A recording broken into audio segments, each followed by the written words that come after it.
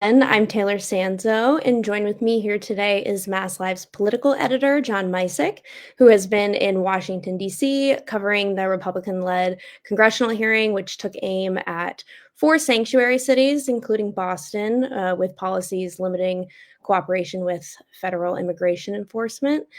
So thank you, John, for being here with me today. Happy to be here, Taylor. Thanks. So let's get into it. First, tell me how it's been. What has been your experience like this week in DC? I mean, there's probably a lot to unpack there. This was a particularly busy week on Capitol Hill, Taylor. Not only were there votes going on in the U.S. House and Senate, we had President Trump giving his joint address to a session of the U.S. House and Senate on Tuesday night. Not strictly a State of the Union, because new presidents don't get a State of the Union, but he did address the chamber at the request of House Speaker Mike Johnson. We saw him hit on a lot of familiar themes there. There was the usual call outs to people in the crowd, the First Lady, a young man dealing with brain cancer, kind of a touching moment, whom he made a honorary Secret Service agent, Elon Musk, the head of the Department of Government Efficiency, was up in the House gallery as well. The president rolling out any number of policy proposals, notably one that he wants to increase U.S. shipbuilding, which is actually sort of warmly met by Democrats who are hawkish on foreign policy. But in general, it was it started off as a typical State of the Union, but quickly turned into the kind of Trump campaign speech we've seen, him attacking Democrats sitting stone-faced. One representative, Democrat Al Green of Texas, actually interrupted the speech, had to be escorted out of the chamber. The Republican-controlled U.S. House voted to censure Representative Green today. Representative Ayanna Pressley, Democrat out of Boston from Massachusetts, was briefly in the chamber with a guest, a laid-off federal worker from Everett, and then she too walked out of the chamber later on. So a very busy Tuesday night before we even got to the House Oversight Committee hearing on Wednesday, featuring Boston Mayor Michelle Wu, Mike Johnston, the mayor of Denver, Brandon Johnson, the mayor of Chicago, and Eric Adams, the mayor of New York, all of them being grilled on their city's limited cooperation with federal immigration authorities. It was really kind of what you might have expected. The Republicans were there to shine a light on what they say is these cities' defiance of federal law. The mayors were there to parry back, arguing that their statutes or local ordinances had made their cities safer, had fostered trust in local law enforcement. Mayor Wu declined to identify Boston as a quote-unquote sanctuary city. She kept calling it a safe city, and insisting on the broader public good that the city's decade-old Boston Trust Act had done for the community. So, I mean, given all of that and with the congressional hearing going on, tell me, what do you think the Republicans were hoping to accomplish in these last few days? And did they even ever get there? Talk about what your findings have been. Yeah, I think the Republicans went into Wednesday's hearing again hoping to discredit these Democratic mayors, to point out that these cities were hotbeds of violence, sanctuaries for violent migrants who went around committing crimes. And you saw them return to that imagery again and again.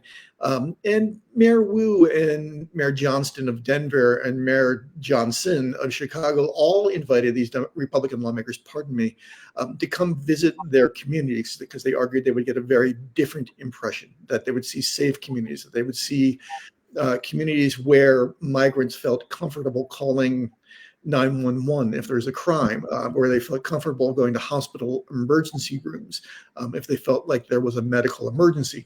The one great difficulty was Mayor Adams of New York City, who until recently had been facing federal charges. Those were dropped controversially after a meeting with Tom Homan, the administration's border czar, to allow ICE agents back onto Rikers Island.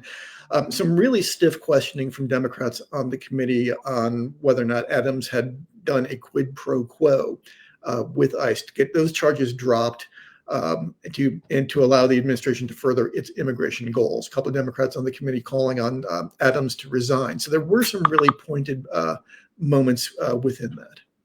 So with, Boston Mayor Michelle Wu defending Boston's immigration policies before a U.S. House committee, what do you Do you think that a hearing will have an impact on the mayoral race in November, or what are your thoughts about that? Without giving too much away, that is actually the substance of my Friday column. I mean, I will say I've talked to people this afternoon who think it might have just made it harder for Josh Kraft to run for mayor.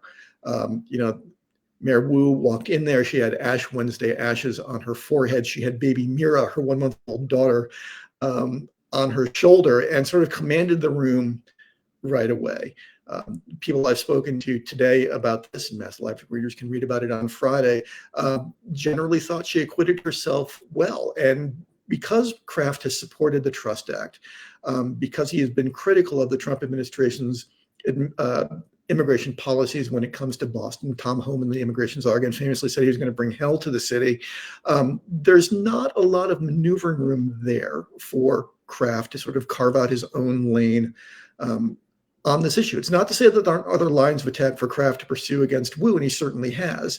But at least on this one, whatever path to advantage he might have had has certainly been cut off, it feels like, by the mayor's performance on Wednesday. Awesome. All right. So now, wrapping this up a little bit, what are your thoughts on where do Republicans go next after this? What are the next steps? Tell me what you're finding. At least in the near term, there was a Republican representative on the Oversight Committee, Representative Paulina Luna, Republican of Florida from the Tampa area, who said she wanted to pursue charges through the Justice Department against the mayors for violating federal law with their so-called sanctuary city policies. Have learned today that will likely take a vote by the House Oversight Committee if that referral to DOJ is going to happen. So we'll be watching that in the near term. U.S. House and Senate now are in the midst of what's known as budget reconciliation. That's where they reconcile the differences between their respective budget proposals. Massachusetts, we've reported on this a lot on MassLive, gets millions upon millions of dollars in federal funding support. The Trump administration has targeted that, so we'll be paying really close attention to budget reconciliation and what becomes of that really key federal funding stream to Massachusetts. Awesome. All right, John, anything else you think, our readers, our viewers on live right now should know? Anything else that I missed that you feel like you want to include? No, I think we're there. I mean, I'm just, urge readers to keep following the money.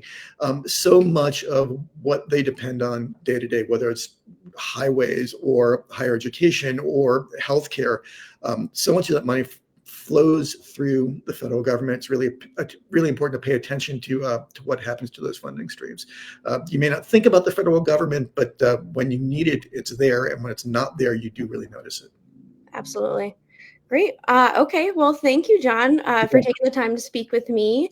You can find all of John's coverage on MassLive.com to read more. And like you mentioned earlier, he will have something coming out tomorrow as well. So you can find that all on our site, and you can go back on our Facebook page and rewatch this video. It should be right on our timeline. So thank you again, and we'll see you next time. Thanks, everybody.